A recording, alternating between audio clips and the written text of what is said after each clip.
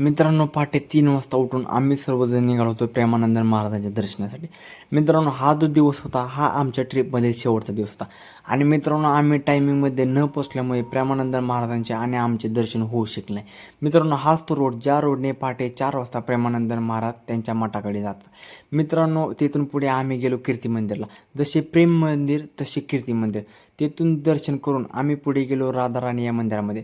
राधाराणी मंदिरामध्ये गेलो, तिथे दर्शन झाले. तिथून पुढे आमचा जो रूट होता तो 3 ते 4 तासाचा रूट होता आणि तो रूट आम्ही कॅन्सल केला. आणि आम्ही सर्वजण म्हणलो की हा रूट करण्यापेक्षा सर्वजण कंटाळून गेले होते आणि सर्वजण म्हणले रूमवर जाऊ, थोडा वेळ आराम करू आणि तिथून पुढचं नियोजन करू.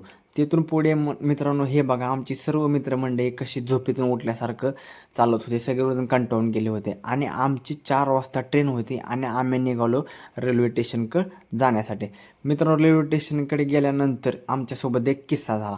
किस्सा असा झाला की आम्ही प्रत्येक स्टेशनवर पाण्याची बाटली 15 रुपयाला घेतली होती, पण या स्टेशनवर आम्हाला त्यांनी पाण्याची बाटली सांगितली 20 रुपयाला. मग वैभवशी डायरेक्ट ऑनलाईन कंप्लीट केली आणि कंप्लीट केल्यानंतर रेल्वेच्या अधिकारी 10 मिनिटात तिथे आले. मित्रांनो, प्रश्न 5 रुपयाचा नसतो, पण असे किती रुपये रोज त्यांनी लोकांकडून वसूल करतात. मग काय, आम्हाला त्यांनी पाण्याची बाटली 15 रुपयालाच मिळवून दिली आणि आम्ही पुन्हा मग पाण्याच्या बाटलीचा बॉक्स घेतला. मग पुन्हा आम्ही रेल्वेमध्ये बसल्यानंतर, मित्रांनो तुम्हाला तर माहिती आहे, रेल्वेमध्ये बसल्यानंतर फक्त मोबाईल बघणे आणि गप्पा मारणे याच्या व्यतिरिक्त रेल्वेमध्ये बसल्यानंतर काहीच काम नसते. मित्रांनो, आमच्या शेजारी एक गोंडस बाळ बसलं होतं. मित्रांनो, ते दिसायला एवढं भारी दिसत होतं ना, लय भारी दिसत होतं, म्हणजे एक नंबर दिसत होतं. मग तिथून पुढे गेल्यानंतर आले दौंड स्टेशन. दौंड स्टेशनला आल्यानंतर सगळेजण आम्ही आवराआवरी कवरायला लागलो आणि राहुल आणि महेश हे आमच्या सीटावर बसण्यासाठी आले, कारण आम्ही आता खाली उतरून आपल्या बार्शीकडे आणि कुठेकडे निघणार होतो आणि हे तिघंजण पुढे मुंबईला जाणे होते. आणि मित्रांनो, वडापाव फक्त आपल्या महाराष्ट्रात एक नंबर भेटतो, बाकीकडे कुठे भेटत पण नाही.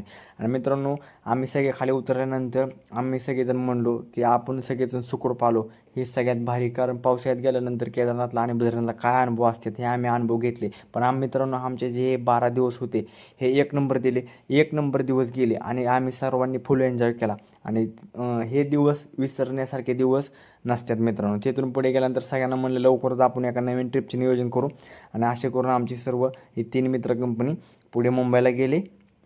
मित्रांनो, हे जे 12 दिवस होते हे सगळ्यांनी म्हणजे एक नंबर एन्जॉय केला आणि सगळ्यांना लई मजा आली. आणि असे करून आमची दोस्त कंपनी पुढे मुंबईला गेली आणि आम्ही निघालो बार्शीला आणि कुर्डवाडीला जाण्यासाठी.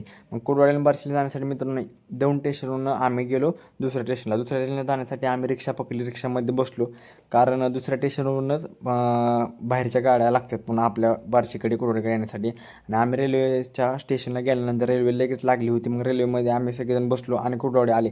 कुर्डवाडी आल्यानंतर अनिकेत, वैभव आणि भैया हे कुर्डवाडीमध्ये उतरले. मग ते पण आता तिघंजण कुर्डवाडीमध्ये राहत होते. वैभव राहत होता तांदूळवाडीला. मग हे दोघं तिथे उतरले. मग त्यांना पण म्हणलं एक नंबर झाली आपली ट्रिप, सगळे एक नंबर नियोजन झालं, काय कुठल्या गोष्टीची अडचण आली काय नाही, सर्वांना भरपूर मजा आली. आणि असे करून आम्ही पुन्हा पोचलो बार्शीमध्ये.